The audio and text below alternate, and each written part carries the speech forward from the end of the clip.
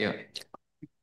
Terima kasih Pak Ketua, pimpinan, beserta seluruh anggota Komisi 11 yang saya hormati, Pak Sudarto, Bu Evi, dan rekan-rekan. Yang pertama bagi LPDP, bagi Pak Sudarto, ini saya akan terus-menerus Pak bicara urusan ini terkait tes TOEFL ataupun tes bahasa Inggris lainnya untuk calon apa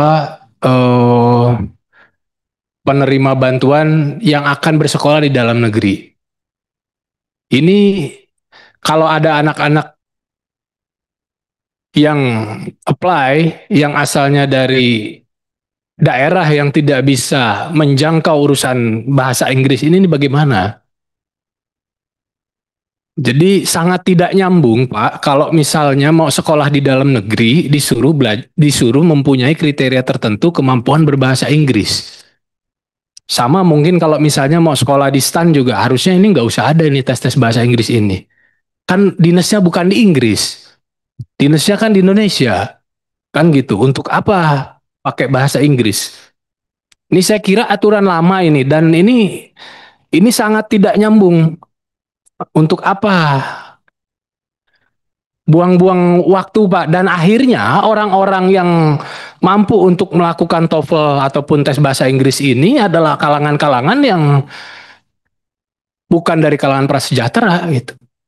Bapak kalau ngomong ke kalangan prasejahtera ditanya TOEFL nggak tahu Pak TOEFL itu apa.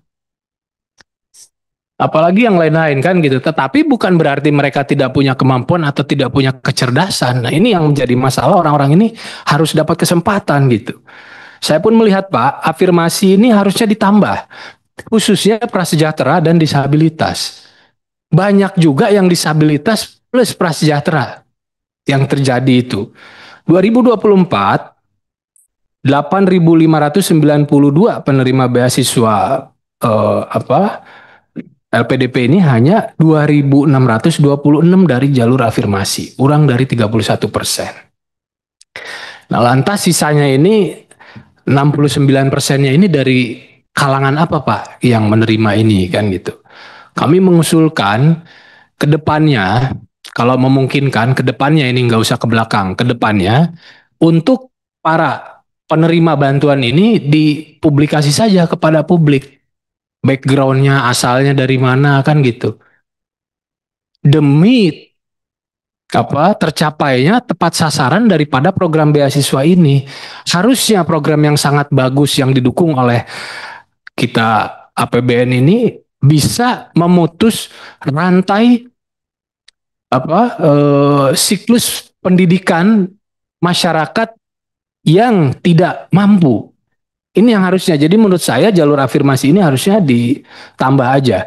Dan satu lagi Pak terkait bahasa Inggris ini. Sekarang ini sudah tidak zaman. Kalau kita hitung kekuatan daripada penyumbang kemajuan global ini, economic driver ini tidak lagi Inggris-Inggrisan Pak sekarang. Jadi lebih baik tesnya ini tes bahasa Cina atau tes bahasa lain kan gitu. Itu. Nah, kemudian satu lagi yang STAN. STAN ini Bu sama Bu. Di sini saya lihat ada tes kebugaran kan gitu, push up, lari-lari kan gitu. Ya tentu harus bugar. Tetapi saya pikir tes integritas ini yang lebih harus diutamakan. Orang yang ngerti angka, yang berintegritas ini yang bisa diberikan kesempatan Bu. Jangan sampai orang-orang yang memahami angka dan punya integritas, gara-gara nggak kuat lari panjang-panjang jadi nggak keterima. Itu. Karena ini kan bukan bukan fisik yang bekerja ya Bu ya, tetapi kemampuan. Nah mungkin nanti Ibu juga bisa sampaikan ke saya ingin tahu saja Bu, yang gagal tes gara-gara tes kebugarannya tidak lulus ini berapa persen? Dan untuk tes kesehatan, ini dilakukan di mana Bu dan bagaimana integritas tes kesehatan itu? Karena saya pernah mendengar masukan juga, tapi ini bukan saya menuduh ya Bu ya, hanya mengkonfirmasi bahwa orang yang nampaknya sehat walafiat, tidak ada sehat penyakit apa-apa, tapi ketika tes kesehatan dia dinyatakan sakit. Orangnya bingung juga. Yang bersangkutan ini tidak pernah punya riwayat sakit, tapi ketika dites ada penyakit katanya. Dan ketika dia melakukan cek mandiri, ternyata sehat. Nah begitu. Terima kasih Pak Ketua. Assalamualaikum warahmatullahi wabarakatuh. Warahmatullahi wabarakatuh. Ini pertanyaannya ini